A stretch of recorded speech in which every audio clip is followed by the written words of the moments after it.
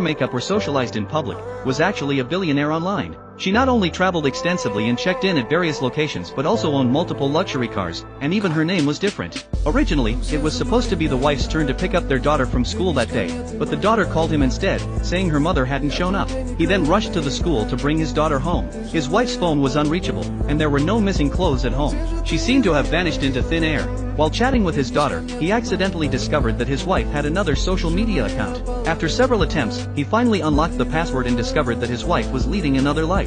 A photo of his wife with a man caught his attention, as the man's tag notes matched the name on a business card he had found under his car earlier that morning. He spent a restless night, and when his wife still hadn't returned home the next day, he went to the police station to report the case. The police immediately began investigating the disappearance. When asked if his wife had any other social media accounts, Bill hesitated before choosing to withhold the information, as he didn't trust the police. He planned to investigate the man in the photos on his own. After the police left, he immediately contacted a friend skilled in computers and asked him to help hack into his wife's email. He discovered that the same person had frequently arranged meetings with his wife at a specific location. He immediately went there to investigate and found it was a nightclub. Upon entering, he saw a poster on the wall, revealing that his wife was actually the princess of the club, which shocked him even more.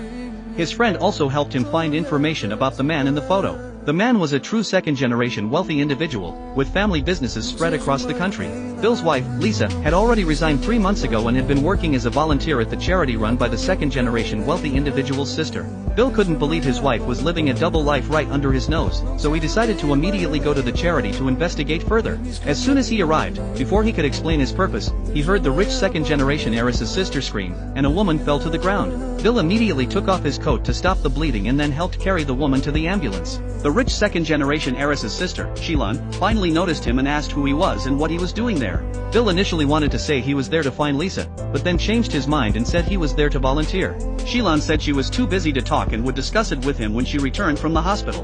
Bill offered to drive Shilan there, citing her shock and inability to drive, and she agreed. While waiting with Shilan at the hospital, Bill suddenly received a call from the police, asking him to come in. The police had taken his daughter and mother to the station without his knowledge to question them about Lisa. The daughter told the police officer that she had wanted to say goodbye to her mother before going to school that morning, but her father had told her not to disturb her mother's sleep, so she hadn't seen her mother.